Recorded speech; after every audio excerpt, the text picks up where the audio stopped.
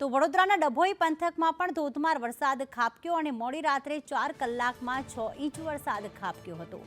શહેર અને ગ્રામ્ય વિસ્તારમાં ધોધમાર વરસાદ, ડંગીવાડા, ટીંબી, તરસાના અને મોરપુરામાં વરસાદ વરસી રહ્યો છે।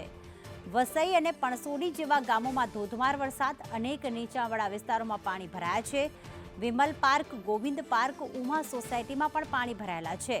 પાણી ભરાતા વિદ્યાર્થીઓ અને સ્થાનિકોને મોટી હાલાકી પડી રહી છે। કેતન રોહિત અમારી સાથે જોડાઈ ગયા છે। કેતન, અહીંયા પ્રી મોન્સૂન કામગીરી પર સવાલ ઉઠી રહ્યા છે। હજી તો કહેવાય કે વરસાદની શરૂઆત જ છે, તેમ છતાં પાણી ભરાવાની સમસ્યા। ત્યારે ડભોઈમાં કેટલા ઇંચ વરસાદ ખાબક્યો? અત્યારે લોકોની કેવી પરિસ્થિતિ છે?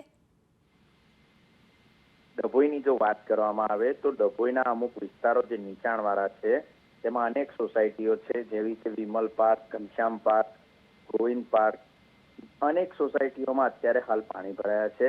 મોડી રાતથી જ જે વરસાદે અહીંયા જે મોસમ વરસાદની જામી હતી ને 6 ઇંચ જેટલો વરસાદ અહીંયા ખાબક્યો હતો, ત્યારે લોકોના જનજીવન પર અહીંયા સીધી અસર જોવા મળી રહી છે। ત્યારે એવા સદન પણ બાકાત નથી રહ્યું, તમામ જગ્યાઓ પર અહીંયા પાણી ભરાયા છે। પરંતુ નગરપાલિકા કરોડો રૂપિયાના ખર્ચે અહીંયા પ્રી મોન્સૂન કામગીરી કરાવી રહી છે, તે માત્ર અહીંયા આગળ નિષ્ફળ જોવા મળી રહી છે અને અનેક વિસ્તારો પાણીમાં જે ગરકાવ થઈ ગયા છે।